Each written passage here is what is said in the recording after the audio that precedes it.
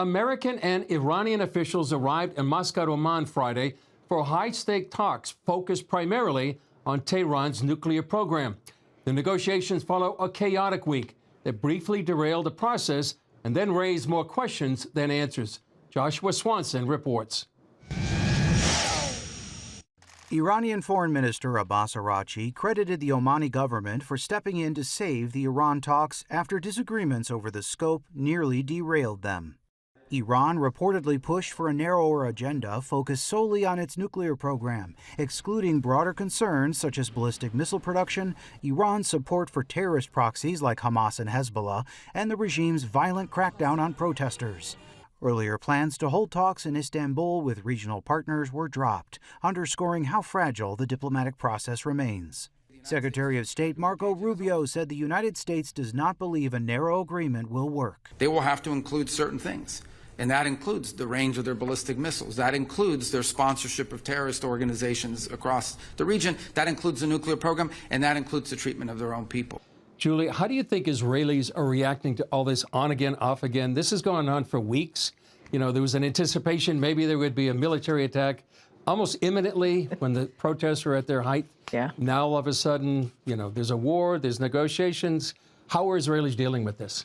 You know, I mean, it's what you said. It's on again, off again, and people are going on with their daily lives. You have to.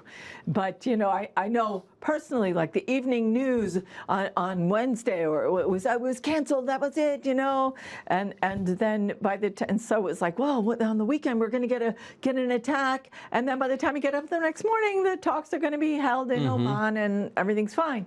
So, and it's not fine. And I think Israelis are also very, very leery of this whole talking thing. They're really hoping that President Trump isn't getting snafu'd or something. Right. Yeah. You know, I mean, for Israelis, okay, the nuclear issue is one thing, but what about Hamas? What about Hezbollah? What about all these rockets and attacks, you know, terror attacks? Yeah, sure. So it's a big deal. Yeah. So what do you think the negotiators, Chris, are they missing something? Well, they might be, and I can't say for sure because I'm not in the direct conversations they have, but are they failing to recognize that Iran is a theocracy and that they're not thinking in a Western mindset? They're not thinking that maybe, well, if we give up this, then we'll change our ways.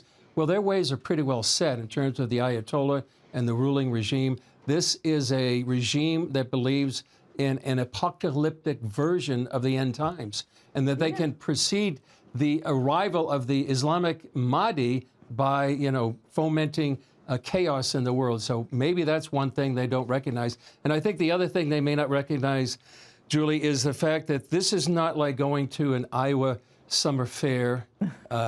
This is the Middle East Bazaar. Yeah. And the Iranians are master negotiators at delaying, at stalling, at changing things. And so we hope that they're not, above the water, so to speak. Yeah. And so what do you think about Hudna in terms of that? Because that's another Islamic concept, and that has to deal with what's going on right now in Gaza. Well, that's for sure. You know, it's something that Mohammed started back in 628, I think it was. And, you know, he made a deal until he could get his strength back. That's right. And then squash the enemy. And you know, that I think that is something that's it's a tactic. It's an Islamic tactic. It's known, and I think people shouldn't think that it's not that way.